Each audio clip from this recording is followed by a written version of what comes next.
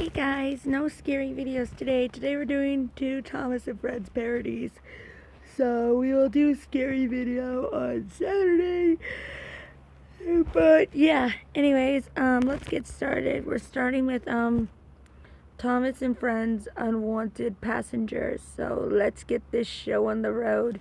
Shall we? Sorry if my hand is like this. My cat won't stop kissing my hand. Unwanted Passengers.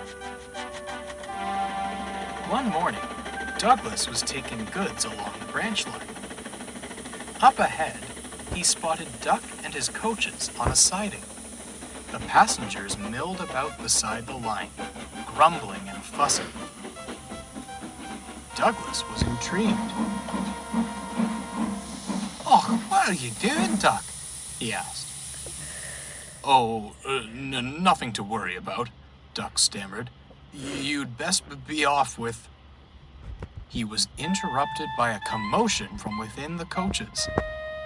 After a great deal of shouting and banging, the driver, fireman, and guard emerged, disheveled and displeased. "Blasted squirrels," fumed the driver. "We'll never catch them."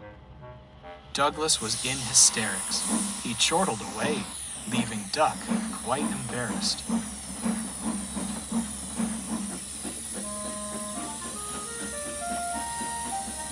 Squirrels, what are you gonna do? That night, Douglas was still laughing as he backed into the shed. "Didn't you bring a wee pet back with you, Duck?" "It wasn't my fault," fumed Duck. "That new cleaner didn't close the coach door last night. The poor things probably needed shelter from the cold.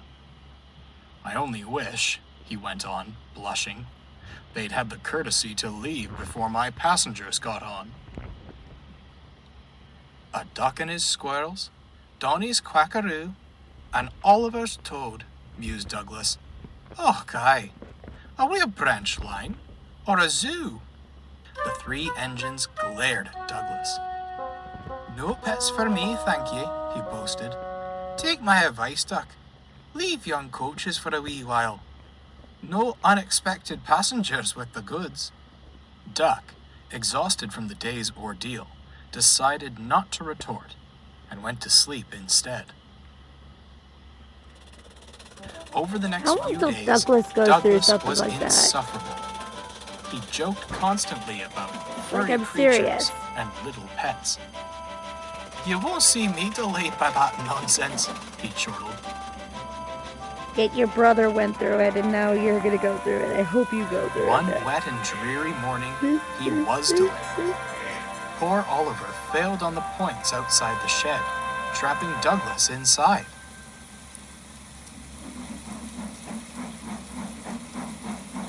By the time Donald moved Oliver away, Douglas was very late to fetch his trucks.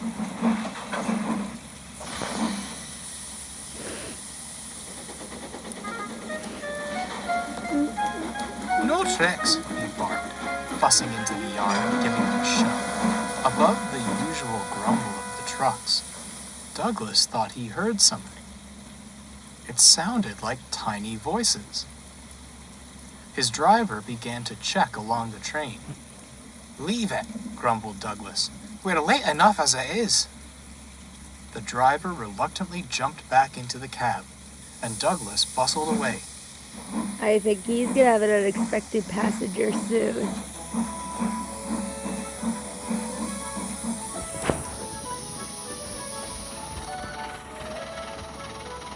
Soon, he was steaming along the line, determined to make up for lost time. There we go. Due to its proximity to the sea, Duck's branch line usually felt the worst of any bad weather. There was a small bump in the line where some of the ballast had shifted from the rain. It was due to be put right, but the engines knew to take caution until it was fixed. Douglas was in such a hurry that he forgot all about it. He charged over it, and the whole train felt the effect. The trucks groaned, but again, Douglas swore he heard more voices. Before he could think of anything else, a persistent knocking sound filled the air. The driver looked back. "Bother," he said, applying the brakes. "One of the van doors is open. That bump probably rattled the latch loose." Douglas was cross. He knew the trouble had to be put right, but now he'd be even later. The driver met the guard at the van with the open door. They inspected it, but found no damage beyond the loose latch. "We'd best check the goods inside," said the guard. "The way Douglas was banging about, they're likely all over the place." The driver and guard stepped into the van, and, "What do you think you're doing?" the guard shouted. Huddled in the van were 3 young boys, looking rather frightened. "Going for a ride?" said one nervously. "I'll go phone the police," said the driver, noticing the guard going red with anger. Douglas had to stay where he was until the authorities arrived. Because of that, the other engines were held up with their trains. Soon enough, the police arrived. Sir Topham Hatt was with them. "My railway," he began sternly, "is not a playground. Your trespassing could have left you seriously injured. I do not want to see you around my railway unsupervised again. Is that clear?" "Yes, sir," the boys murmured. They were led away by the police, white as ghosts. Okay. Soon enough, services resumed, and the engines worked hard to make up for lost time. That was definitely interesting. Douglas didn't see the other engines all day. They were far too busy to bother with him. He hoped for some peace and quiet in the shed, but he wouldn't get it. "I'll tell you one thing," Oliver said to the others. "I'd rather be a pet owner than a babysitter."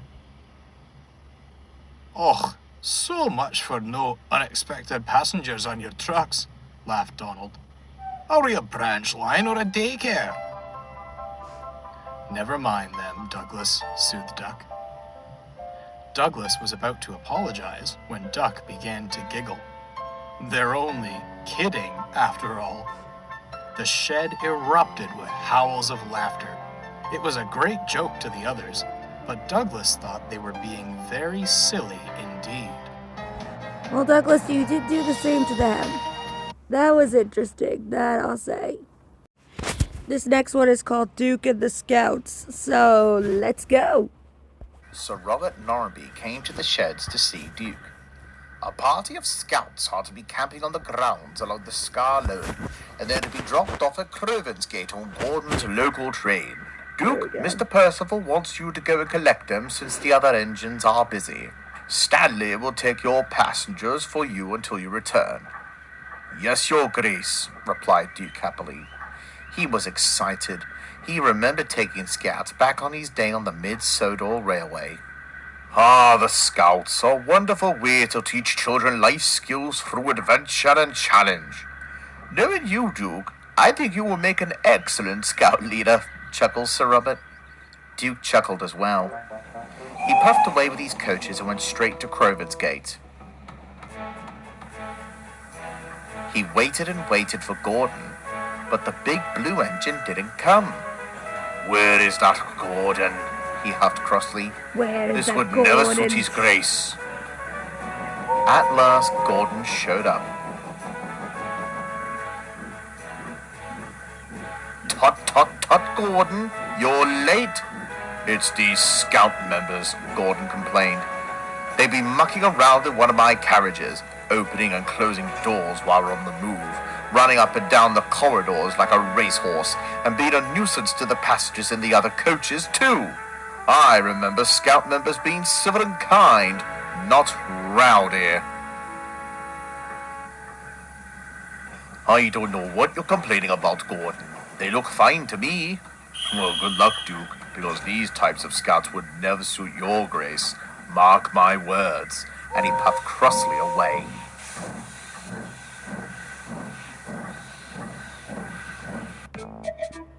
I'm skipping the intro because I don't want to get in trouble. There haven't been any nonsense. I think Gordon has been silly.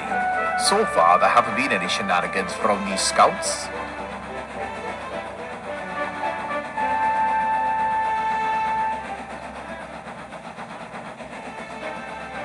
But the scouts were becoming bored, and soon they began to shout and scream.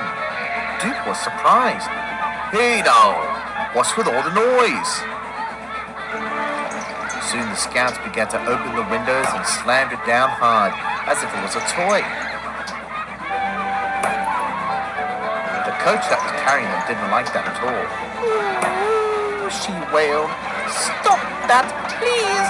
Oh my Ouch!" goodness, But what the did you scouts do? just laughed and thought it was fun.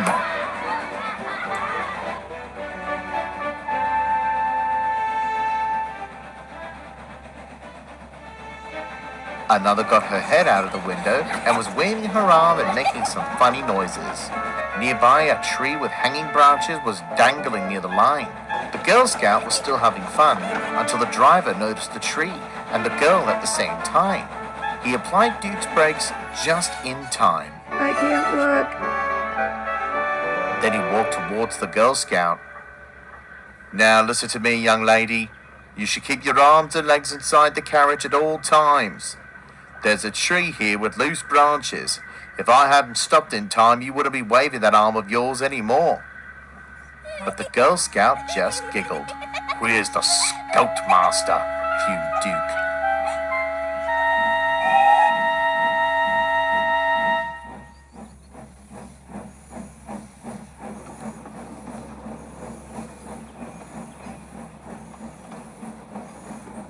More and more delays were caused thanks to the scouts, and more time was being wasted. They arrived at Lakeside so the scouts could have a break. But they were still mucking around, and the passengers nearby stood there looking very disappointed by the behavior. "Those silly scouts. I don't remember being like that when I was a kid." Kids these days. Even Duke was getting cross with them. "Gordon is right. These kids are a living misery." And he puffed away. "Must have a word with the Scoutmaster once we get to the campsite."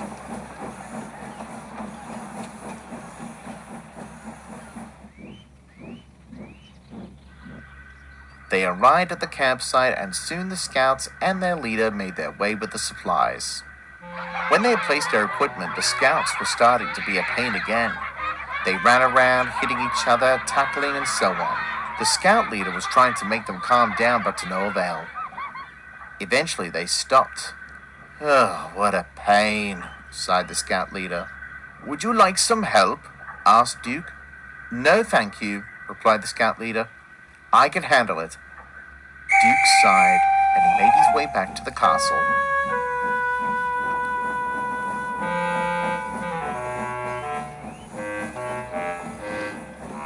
Later, he arrived at Province Gate, and there waiting for him was, of all engines, Gordon.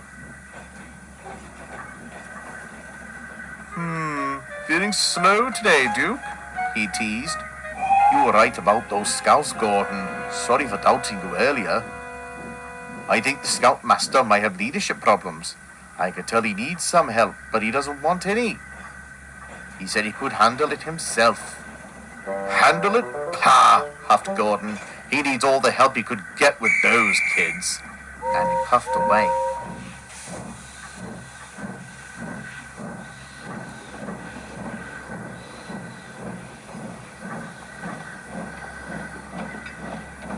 As the days passed, the scouts were still being a nuisance at their campground. They'd been a nuisance to Duke and the other engines as well. Whenever one of them passes by, they scream, shout, yell, and make funny faces at them.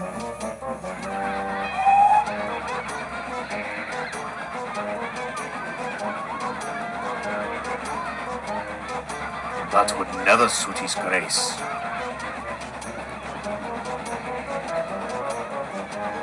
The scout leader tried his best to keep them organized, but to no avail, and he had enough. He later saw Duke puffing towards the campsite with a truck filled with some food and drinks. "Let me guess, the scouts have been a bit of a handful?" "Yes," replied the scoutmaster, sighing in defeat. "I was under training to be a scout leader, but then my supervisor had come down with a stomach bug and had tasked me to look after the scouts while he was away. I don't know how much about being a leader, despite telling you earlier this week that I could handle it." "I understand. I used to look after 2 young engines once. Both were handfuls. But I soon got them straight back on the mid-sodo. Perhaps I'll give you a few pointers. First, you must be mutually respectful towards them. Second, you must build credibility towards them. Be patient, avoid loss of credibility. Be confident, stay humble, and admit your mistakes. Thirdly, be someone fun towards them, and finally, try to relate them. You got that?" "Indeed I did. Thanks, Duke." "My pleasure." And when the supplies were unloaded, he puffed away.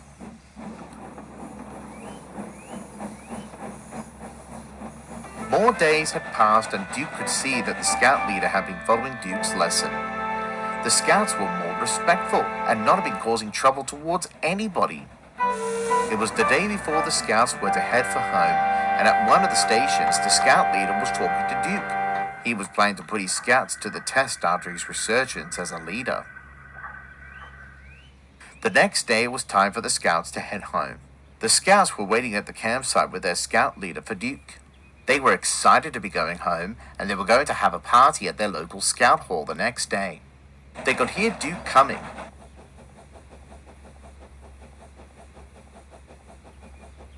But what they didn't expect was that Duke raced past them, leaving them stranded at the campsite. "Hey, wait! Come back!" shouted the scout leader, but Duke was out of earshot. The children were worried. "What are we going to do, Scoutmaster?" they asked. "Well, Skarloey Station is a bit of a distance, but we'll have to make our way there to catch our train home." "Right! Forward, march!"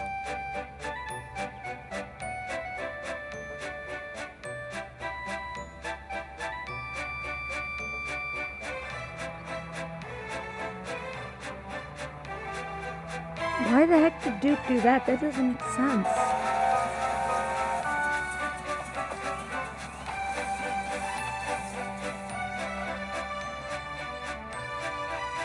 To pass the time, they sang songs to each other and ate and drank their snacks to keep themselves malnourished. Then the scout leader heard Duke's whistle in the distance. "Do you hear that, troop? We're close." The troop cheered and they raced towards the sound. "Hold it!" he called. "We must stay together. Otherwise, one of us might get lost or injured. Follow me." Trust in God with all your heart. The So, troop cheered when they saw Duke, and once when they came to the station, the scout leader turned Sorry, towards guys, Duke and this said, is not- "Well done, Duke. The plan worked." "Plan? What plan?" one of the scouts asked. Duke and the scout leader laughed. "Duke racing past us earlier was all planned, so that I could put my leadership skills to the test and see just how much development you all had. You lot had come a long way since we started this trip. You'd all become more obedient. I give thanks to you, Duke, for your help." Aww. "No problem," smiled the old engine. "Let's hope that these scouts are like that on the way back to Croven's Gate." "Indeed," agreed the scout leader, and so they did.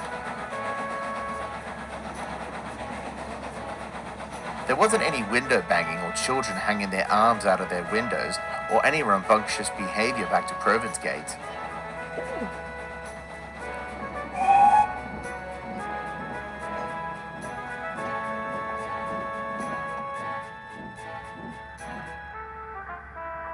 Gordon was at the station collecting them for his local Is it- train.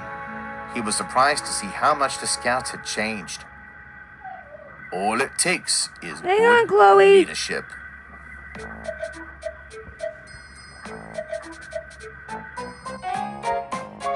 Well, that was an interesting video. Anyways, guys, I got stuff to do, so I'll see you all in the next video. Adios, everybody.